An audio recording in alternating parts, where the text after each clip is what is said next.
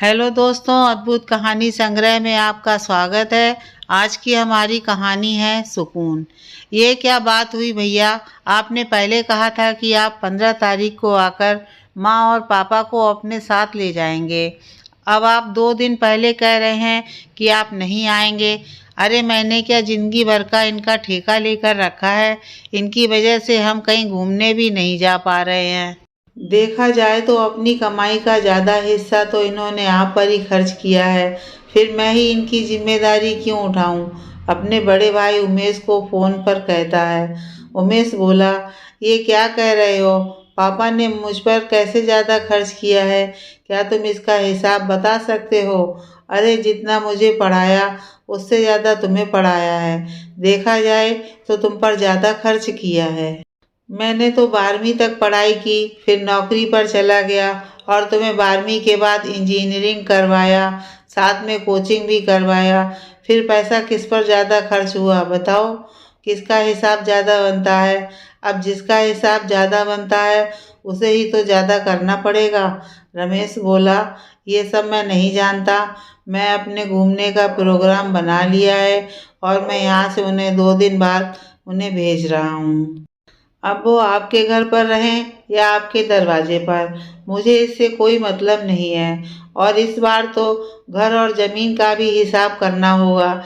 इतने सालों से आप इतने बड़े घर में मज़े से रह रहे हैं और यहाँ मैं किराए के मकान में रह रहा हूँ। इसका हिसाब भी तो लगाना बहुत ज़रूरी है।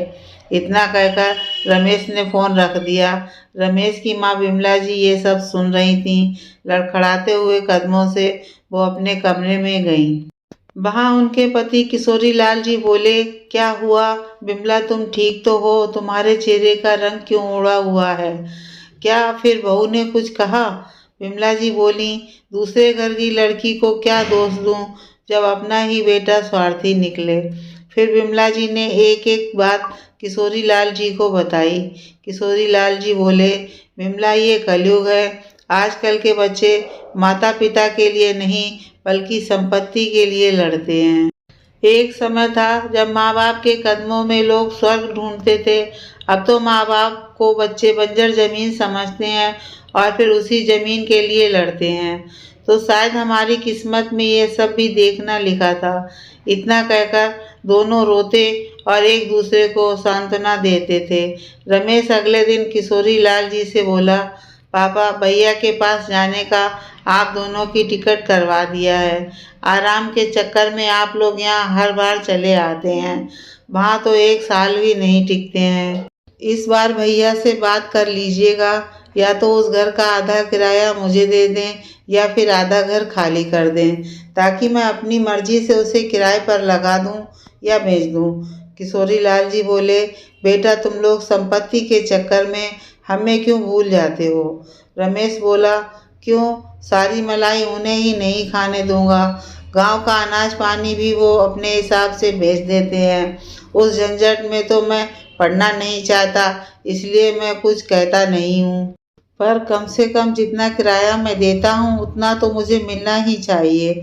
आशा करता हूँ उनके साथ बैठकर इस बात का फैसला आप कर लेंगे, वरना आगे से यहाँ आने की ज़रूरत नहीं है। इतना कहकर रमेश दफ्तर चला गया और वो भीगी हुई आंखें बस बेटे की तरफ देख रही थीं।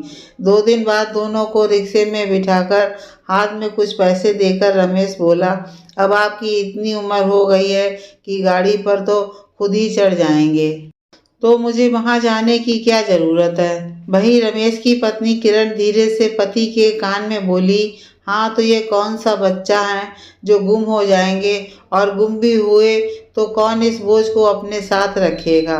किशोरी लाल जी बेटे से बोले, बेटा संपत्ति के चक्कर में क्यों भाई से अपना रिश्ता खराब करते हो?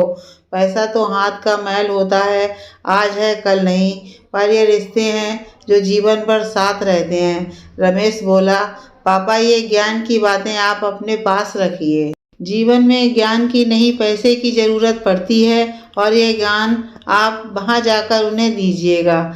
चुपचाप हाँ में सिर हिलाते हुए वो रिक्शे पर बैठ गए और चले गए। रास्ते में विमला जी बोली, बच्चे बहुत जल्दी बड़े हो जाते हैं, वो भूल जाते हैं कि एक समय था जब हम उन्हें अपनी आँखों से ओझल नहीं होने देते थे कि हमारे आँख के तारे कहीं रास्ता न भटक जाएं। कभी सोचा ना था कि पैसों के लालच में बेटों की आँखों से माँ के लिए वो प्यार कहीं खो जाएगा। किशोरी लाल जी बोले, विमला, दुनिया बहुत बदल गई है। अब बच्चे माँ बाप को नहीं, उनके पैसों को चाहते हैं। इसमें उनका भी दोष नहीं, कहीं ना कहीं दोषी हम हैं जो जीवन भर अपना पेट काट कर संपत्ति अर्जित करते रहे। कभी अपने बारे में सोचा ही नहीं। काश कि अपने बारे में हमने सोचा होता तो आज ये दिन देखना नहीं पड़ता। अगले दिन वो उमेश के घर पहुँचे। माँ बेटे बहू ने चाय पानी पूछने से पहले कहा कि जिस बेटे के लिए इतना पैसा खर्च किया वो आपको कुछ दिन भी नहीं रख पाए। बेचारे दोनों दंपति अपने ही घर में अपमानित होते पर कुछ नहीं कर पाते। आखिर बूढ़ी हड्डियों और समाज में अपनी पुरानी इज्जत का ख्याल जो था, दोनों एक दूसरे का सहारा बनकर रहते, पर मन के दर्द को आखिर कोई कितना सहता। आए दिन दोनों भाइयों में संपत्ति को लेकर वाद विवाद होता ही रहता था। माता पिता बहुत दुखी थे कि बच्चे माँ बाप के लिए नहीं बल्कि उनकी संपत्ति के लिए खून का रिश्ता भी भूल गए। एक शाम विमला जी पति से बोली, सुनो जी, क्या दुनिया में कोई ऐसी जगह नहीं जहाँ जीवन के आखिरी पल गुजार सकें? अपने खून पसीने की कमाई पर भी हमारा अधिकार नहीं है। आपसे जितना मिला उतना मेरे लिए बहुत है, पर बस 2 पल सुकून से सोना चाहती हूँ। जो पत्नी अपने बच्चों के लिए अपने पति से लड़ती थी, अपने सुख की कभी चिंता नहीं करती थी, आज वो इतनी दुखी थी कि बस वो इस जिंदगी से ऊब चुकी थी। जीवन साथी को इतना दुखी देखकर कौन खुश होता है? किशोरी लाल जी को लगा, जीवन भर जिस पत्नी की एक मुस्कुराहट के लिए वो लाख जतन करते थे, आज वो इतने मजबूर हो गए कि उसे सुख का एक पल भी नहीं दे पा रहे हैं। पत्नी के इस सवाल से उन्हें बहुत दर्द पहुंचा। विमला जी ने उस रोज अपनी कोई दवाई भी नहीं ली थी तो थकान के मारे उन्हें नींद आ गई। किशोरी लाल जी ने कागज कलम निकाला और अपनी सारी जायदाद वृद्धाश्रम के नाम कर दिया और तुरंत जाकर वो लिफाफा अपने किसी रिश्तेदार के पते पर भेजकर घर वापस आए और विमला जी का हाथ पकड़कर कब सो गए पता भी ना चला। और बेटे बहू ने एक बार देखा भी नहीं कि माँ बाप ने खाना खाया कि नहीं। अगले दिन जब उमेश ने कोई हलचल नहीं देखी तो उनके कमरे तक गया और बोला, पापा जी, कुछ तो शर्म करो। इस उम्र में दरवाज़ा खोलकर इतनी देर तक कोई सोता है?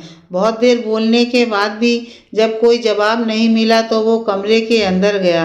जैसे ही उसने उन्हें हाथ लगाया तो पाया कि उनका शरीर तो ठंडा हो चुका है। दोनों अपनी औलाद के दिए गए दर्द से मुक्त हो चुके थे। बाद में दोनों भाई लड़ते रहे पर हाथ कुछ ना आया। ये कैसी विडंबना है! माता पिता बच्चों के लिए अपना पेट काटकर संपत्ति जुटाते हैं और वही संपत्ति उनके लिए गले की हड्डी बन जाती है। ऐसे बच्चे माता पिता का प्यार नहीं, संपत्ति चाहते हैं, जिसके लिए भाई भाई का दुश्मन बन जाता है। बेहतर होगा अपनी संपत्ति अपने ऊपर खर्च करें। बच्चों को आपने काबिल बना दिया, माता पिता की जिम्मेदारी यहीं खत्म और आगे उनकी किस्मत।